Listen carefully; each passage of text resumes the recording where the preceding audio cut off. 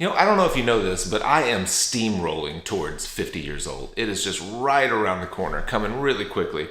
And it occurred to me the other day that I've been wearing these cycling style caps for over 20 years. And I wonder if it's time that I switch to something a little more age appropriate.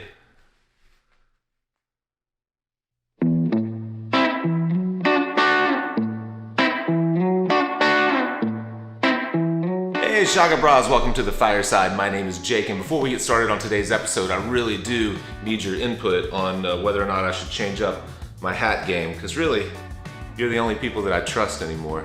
I don't want to look like a fool. Today, awesome episode today, brand new series, and one of my favorite guests of all time.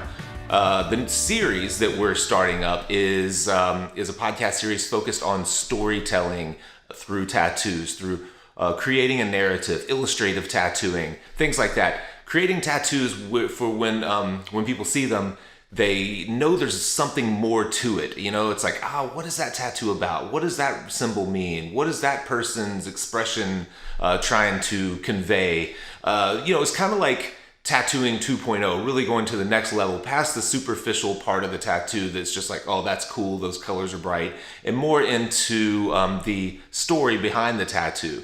So I've lined up some really, really fantastic artists, illustrative style artists for this series. And the first one is Nick Baxter, one of the real pioneers of art-focused tattooing back in the late 90s and early 2000s. And my goal with Nick and with this series in general is just to kind of tease out the processes, the thought processes, the physical processes that some of the best illustrative style tattooers and artists in general go through when they are creating these really beautiful, dynamic, thoughtful pieces of work. Now, I don't want to waste any more time, but before we get to the episode, I want to thank the sponsors who made this episode and all of our episodes possible, starting with our friends at S8 Tattoo. If you've never used the red stencil paper, so much better than purple, in my opinion. You can get 10% off of all the stencil supplies and all the other supplies that S8 Tattoo sells at the affiliate link in the description below. Also, Numa tattoo machines. I've been using the Numa 4 for several months now, and I really, really like it. You can get 10% off of Carson Hill's Numa 4 at the link in the description below. Reinventing the Tattoo. Guy Aitchison has been great to our show over the years. He's come on and shared his brain several times, and his new digital version of Reinventing the Tattoo is really, really fantastic. They do tons of live webinars, drawing groups, different drawing challenges and things like that all the time. It's a really fantastic tattoo education platform. You can get 10% off of the annual subscription to Reinventing the Tattoo at the affiliate link. Finally, I'd like to thank TSM Pro for making today's episode possible. My buddy Taylor Chapman has really done a fantastic job with this platform. We've been using it for Fireside, for mailing lists, waiting lists, things like that recently, and I really, really like it. He's super knowledgeable when it comes to managing day-to-day tattoo shop kind of admin work, front desk work, Facebook communication, scheduling consultations, all that kind of stuff. He can automate it, build it custom to you. It's very affordable, much more affordable than hiring another person to do that type of work. You can learn more about TSM Pro in the video description below. That's it. Let's get to this episode.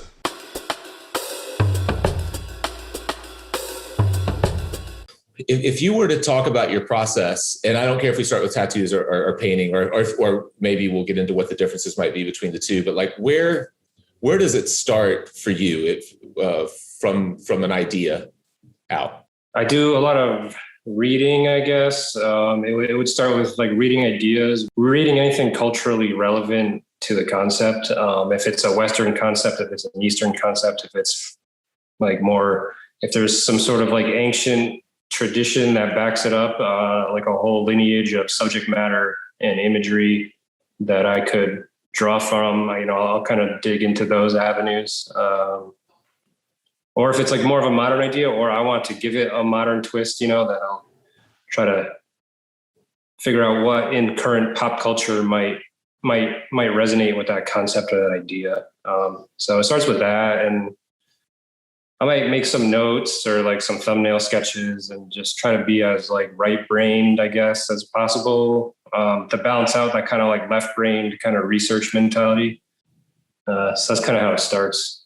Yeah. So you do take like physical notes a lot of times. Like I want to see, and just to clarify, this goes for whether it's a client that's brought you an idea or whether you're starting a painting based on your own idea. The research is basically the same. Yeah, oftentimes it is. Yeah. I mean, I try to simplify tattooing as much as possible because it's really easy to overcomplicate a tattoo and not have it look right on the human body as it moves and lives and breathes.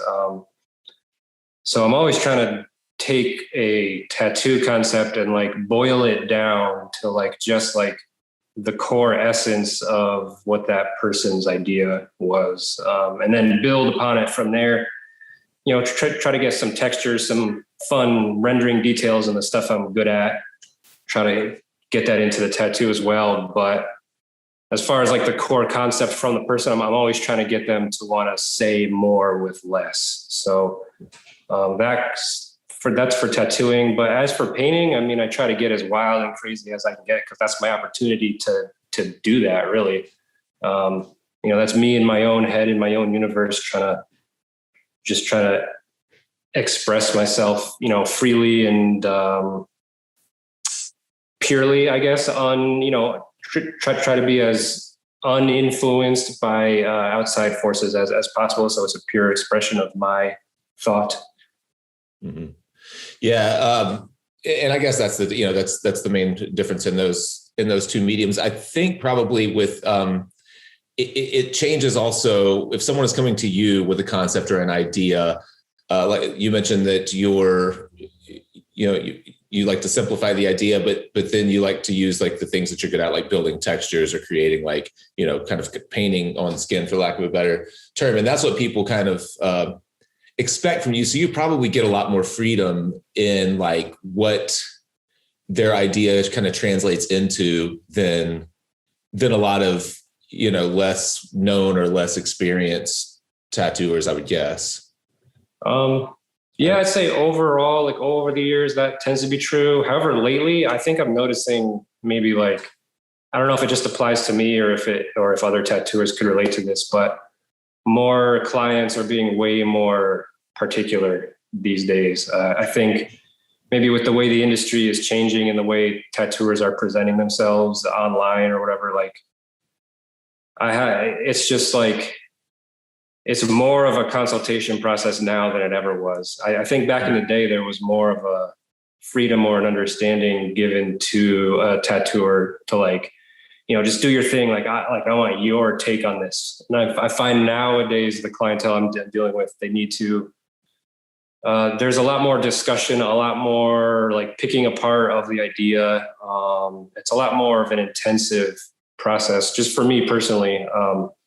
Where I've got to really sort of like educate and coach them on like, okay, these factors make a well-rounded tattoo that will age nicely over time. And these factors, maybe can we like move away from these and just trying to like, it's just way more of an intense process, like dealing with their concept and trying to hammer it down into what is a successful tattoo image that isn't overcomplicated and, isn't every single tattoo idea you've ever had like put onto one limb of your body.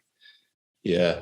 That's something that I've always found was one of the biggest challenges is folks feeling like they need to say everything that they've ever had to say in a single tattoo. That's interesting. I wonder why that is. I wonder if it's that people feel more educated about tattoos. They've seen more really good tattoos. And so they have more ideas in their mind of what, maybe a better vision of what it might be to them before you start. That's interesting that you see that people are more controlling now than they used to be.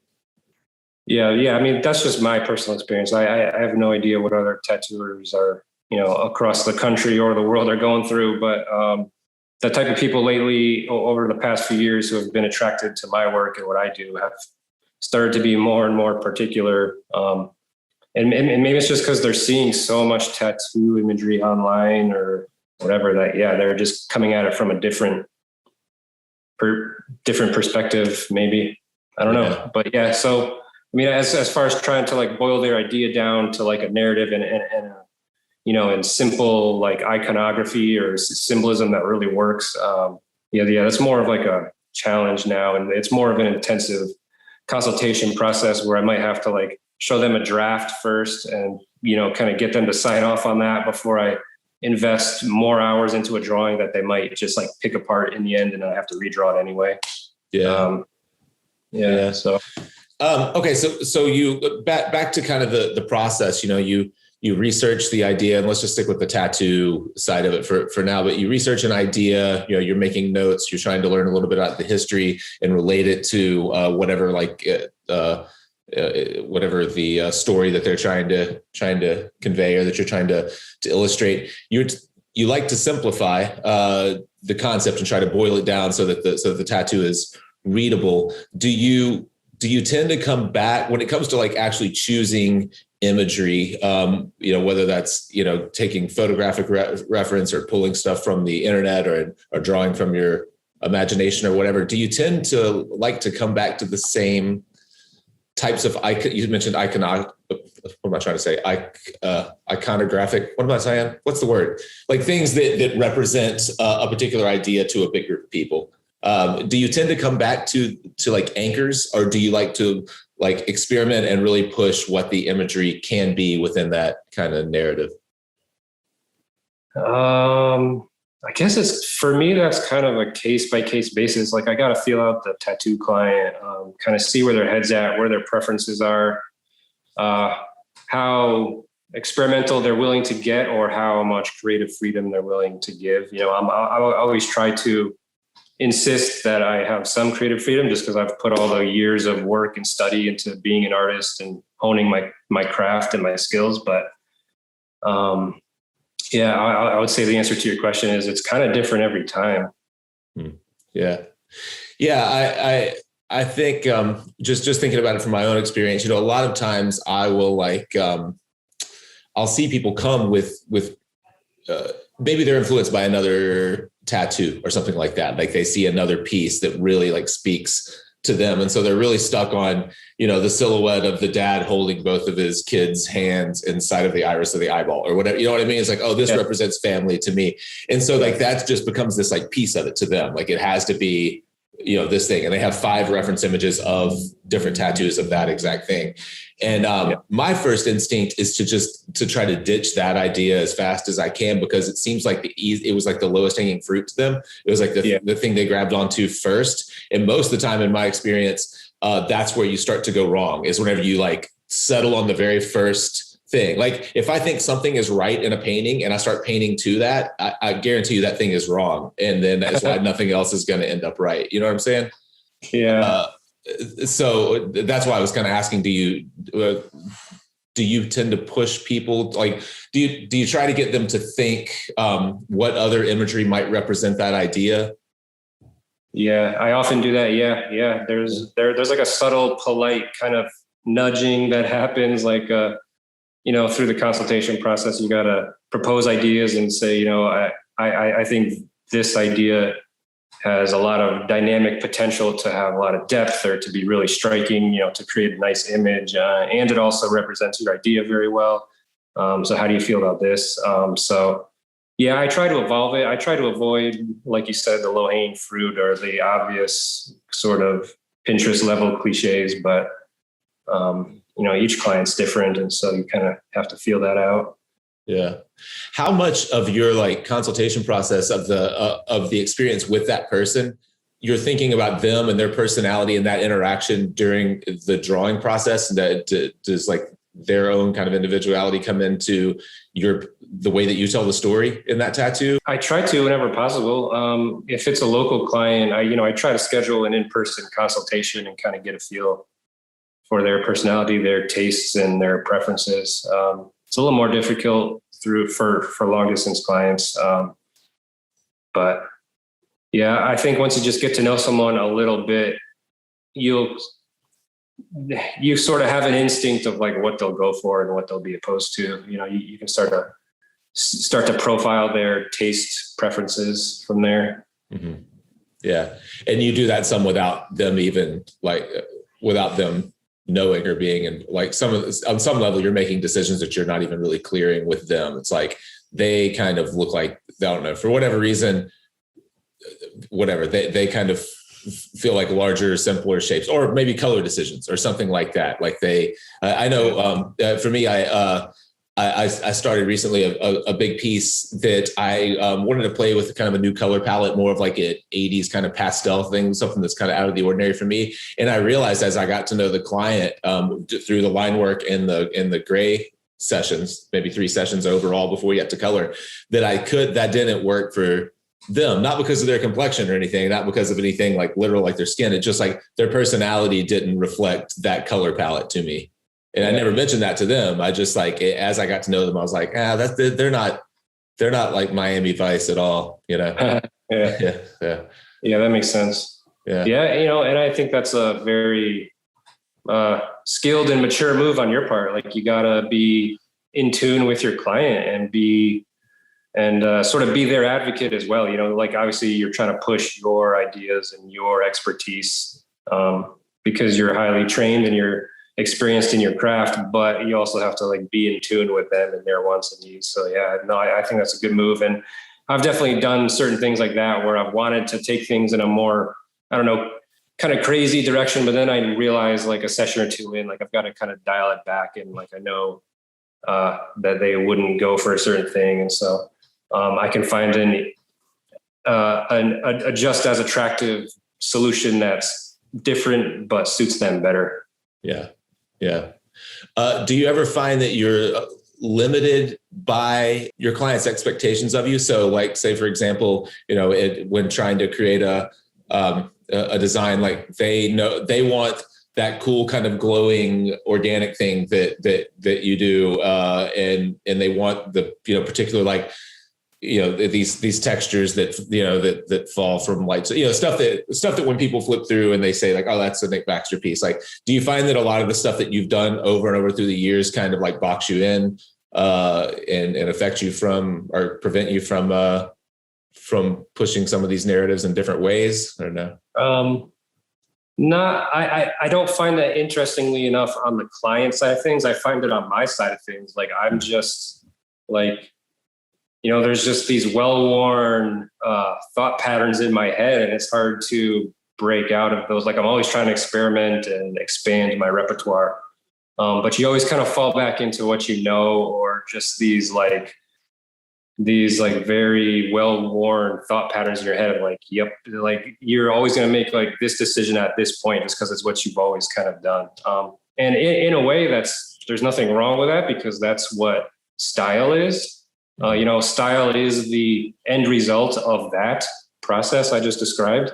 And everyone wants to be known for having their own unique style. So it's not necessarily bad, but I find on my end, I end up producing a similar look just because that's how my brain works, And so, like sometimes a client will want me to step out of my box, and then I feel more comfortable doing so.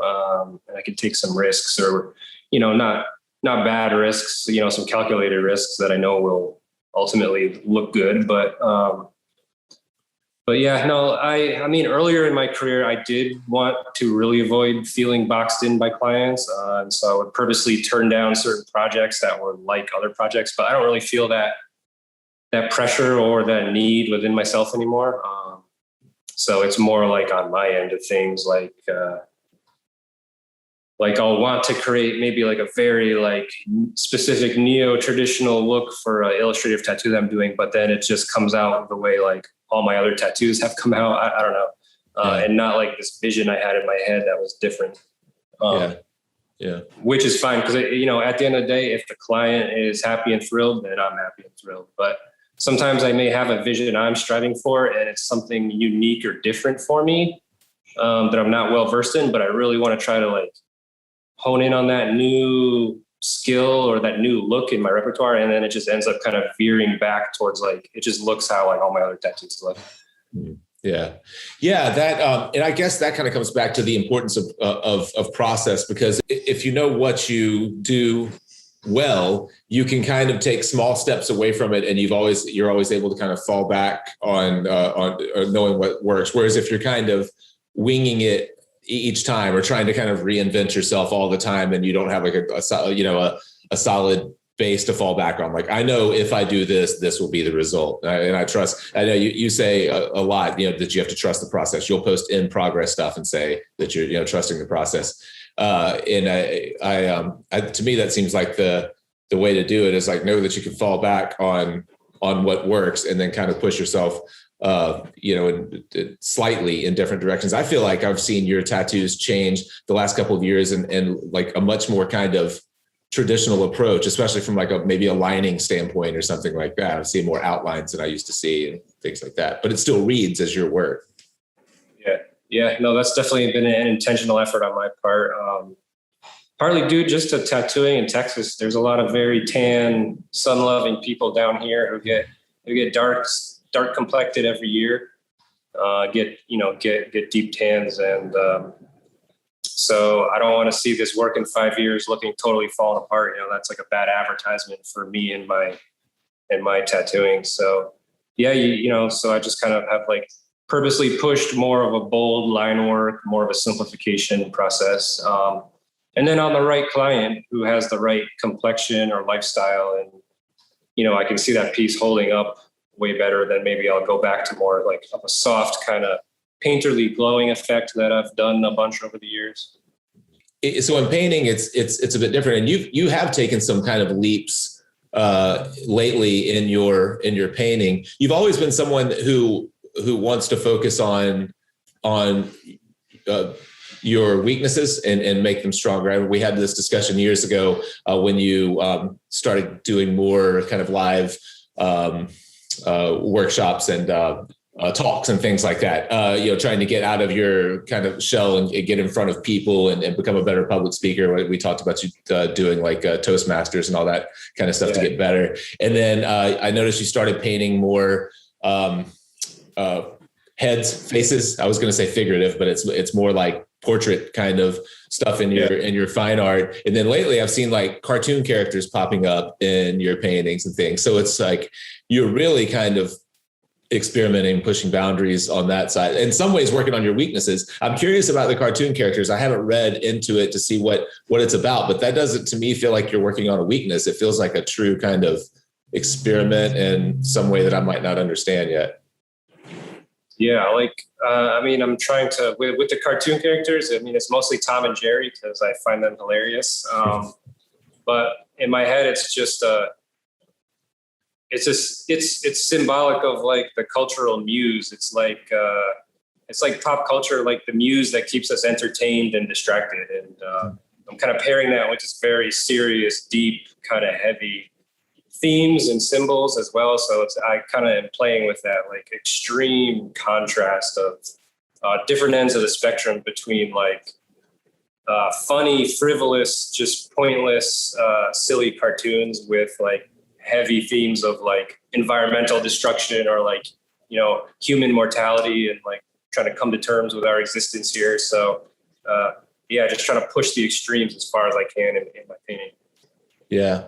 I wonder, do you, so a lot of these narratives are, like we said early on, are kind of difficult to, the themes are difficult to get across in a painting, especially something that's kind of collaged or has some abstraction and stuff like that. So how important is it to you that the message that you intend is what the viewer kind of gets from it? And then as opposed to them creating their own interpretation that may or may not be your intention? Yeah, for better or for worse, I am concerned that the viewer reads the painting in a way, at least on some level, the way I intended it. Maybe not exactly like, piece by piece of the painting, exactly how I meant it. But on some level, I do really wish for the viewer to like get it, so to speak, to have it resonate on roughly the same emotional or intellectual wavelength that I have intended it. And then little nuances of interpretation from there. I always have a lot of fun hearing people's thoughts, unfiltered by them knowing what I intended. I like hearing just their initial impression. So Yeah, I'm not one of these painters who just like wants to leave it totally open-ended to the artist and it doesn't matter what they take from it. I definitely do have a purpose and a goal with what I'm trying to communicate, and it feels good. It feels powerful to me when that purpose or that goal is like received in the same way by the viewer that I meant it. Mm-hmm. Yeah. Yeah. And I could, like you said, for better or for worse, I mean, because there's, I'm sure that's a great feeling whenever someone interprets it the way that you intended it. Then you, I'm trying to think of who was telling the story. I think it was Steve Houston, the painter, Steve Houston, large scale figure painter, a really great teacher. He has some good stuff on YouTube, but I remember him talking about that he had done a portrait of his, think of his dad, and I may get the story wrong, but I'll get the point right.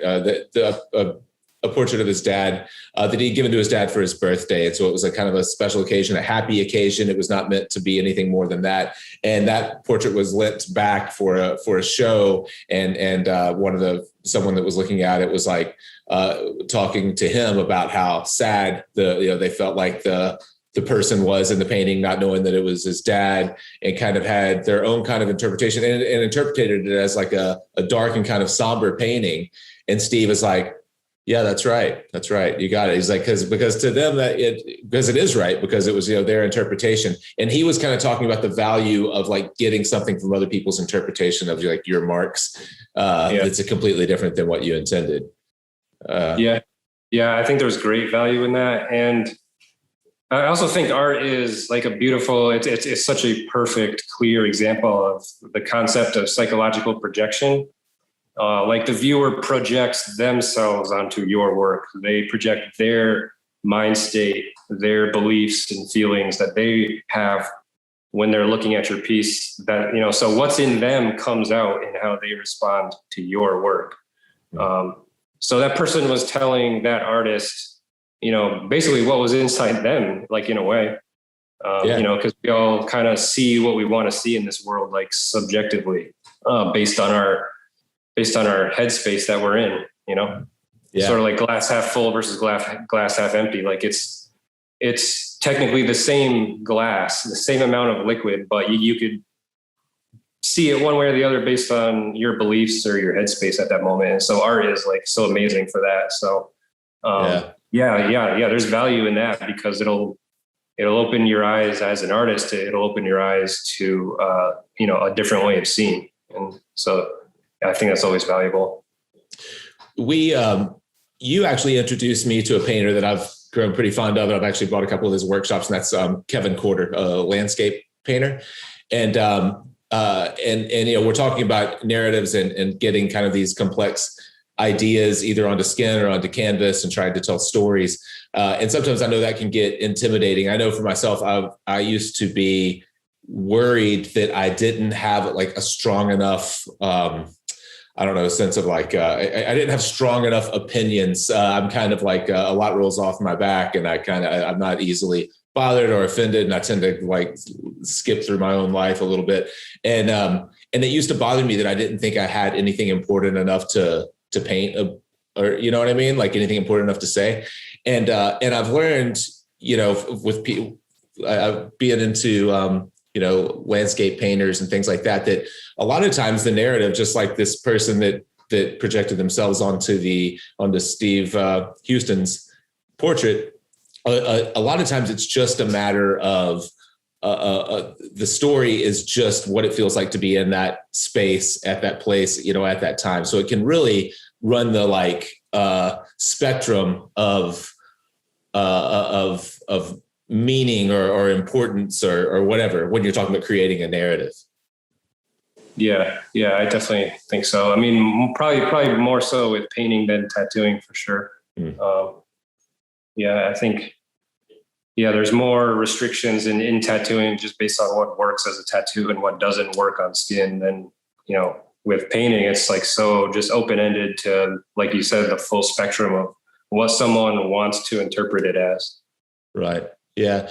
And even in tattooing, I think when you were talking about distilling ideas down to like to their most kind of to most simple, whatever, simple imagery that you can use to get that idea across. When I first started doing larger scale tattoos, I was just basically blowing up tattoo like images that I was doing already and like overshooting the space and letting the body crop like big floral sleeves and stuff like that.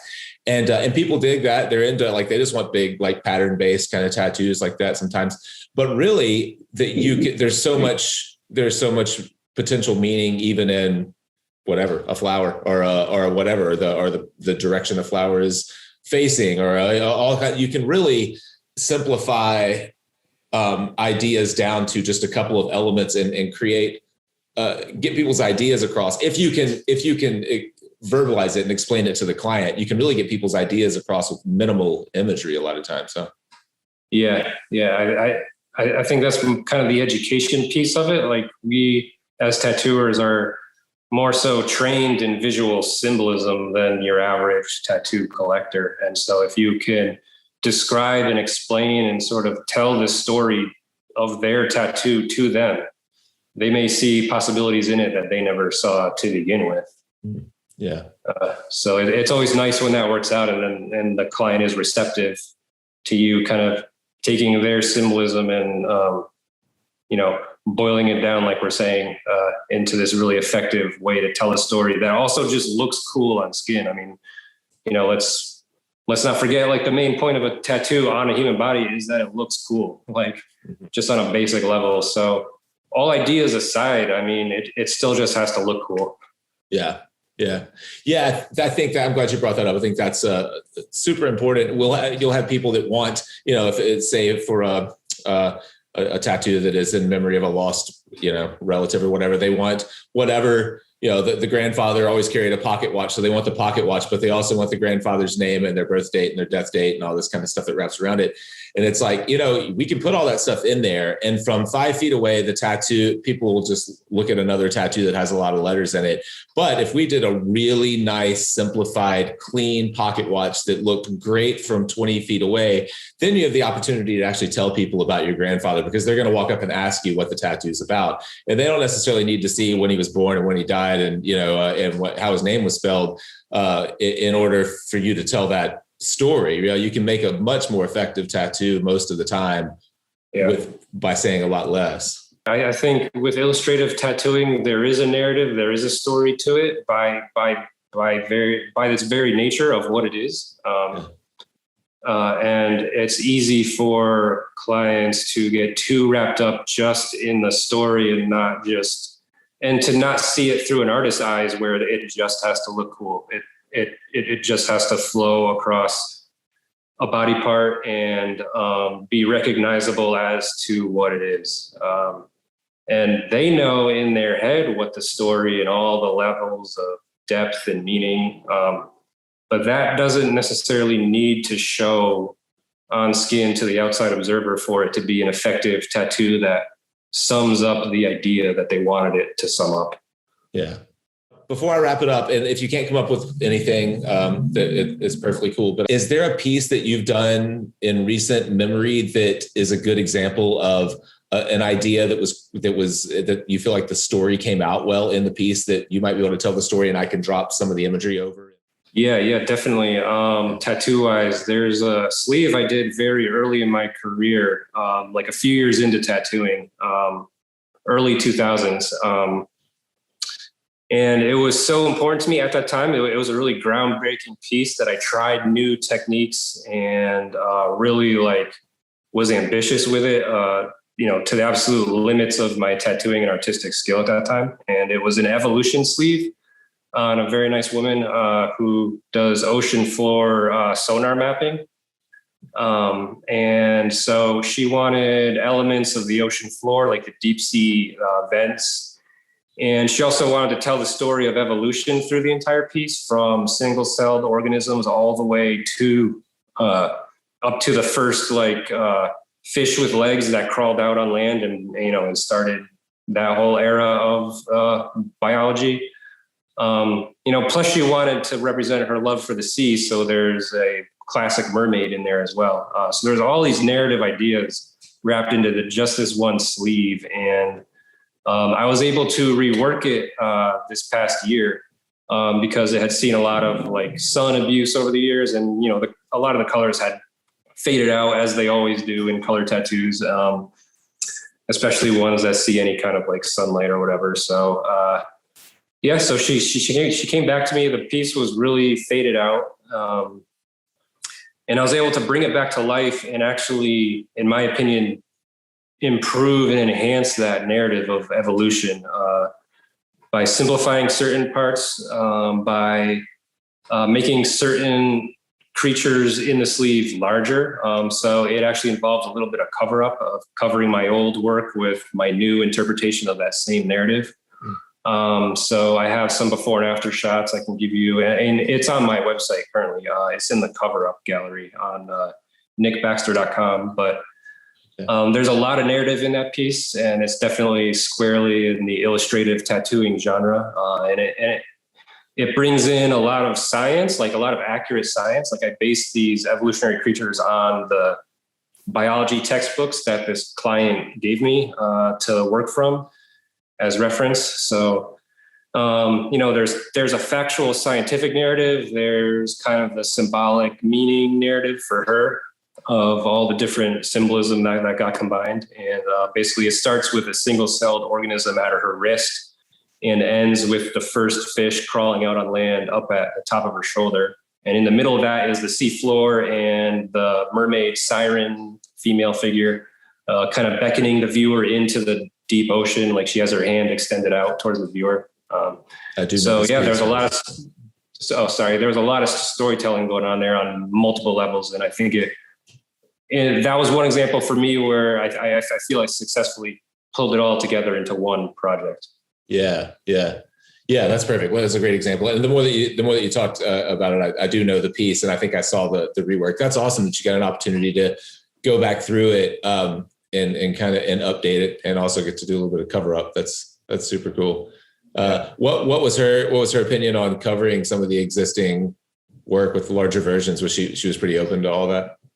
Yeah, she was all about it. Like once I showed her my concept sketches and, kind of explained like, you're going to be able to see this imagery way more clearly now. It's not going to be something that you got to like look real close and squint at to be like, oh, okay, yeah, I think I see what he was doing there. It's going to be like you were saying before, like visible from 5 feet away now, instead of just being this tiny little creature up close that I kind of squeezed in there, because back in the day, I knew less than I know now about tattoo composition and how stuff ages over time. So yeah, she was very receptive. She's an amazing client and a very nice, generous woman. So she's definitely all about, like listening to her, her artist who's the expert. And so I'm very thankful for that, for sure. Yeah.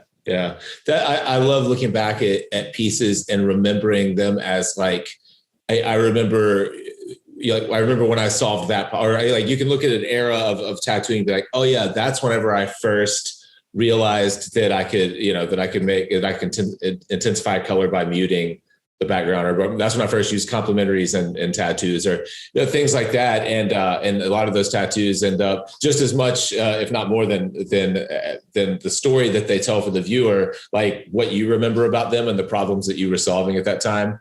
That's a whole different level of like layer of narrative, I guess, that a lot of these pieces have. Yeah, for sure. Doing that rework was a trip down memory lane. It was crazy. It was like weird deja vu, and like just experiencing like a prior version of myself and being like, oh, I remember why I made this decision, and here's how I'm changing that decision now. Mm-hmm. Yeah, it was fun. Yeah, that's awesome. Well, cool, man. I'll wrap it up. I'll let you go. I know you have other stuff to do. I really appreciate you taking the time to do this with me. I hope this is a series that turns out to be like, if all the episodes are like this, it will be. I hope it's a series that turns out to be helpful to a lot of people. I'm sure it will be to me. I've just really been into this idea of creating narratives and how people are approaching it. So thanks for sharing your brain with everyone once again. Sweet, man. Thanks. Good to see you. Thanks. Yeah, good to see you, man. Hey, thanks again for watching. Please be sure to like and comment and subscribe to our channel so you can stay up to date with all of the things that we are doing. If you would like to buy us a drink, please support us on Patreon. There's a button somewhere around here that allows you to do that. You can also visit our website and subscribe to our newsletter so you know where we're headed and what we're doing. And while you're there, please check out our merchandise page. Buy yourself a fancy new Fireside t-shirt. Thank you for supporting the Fireside Tattoo Network, and we'll see you on the next episode.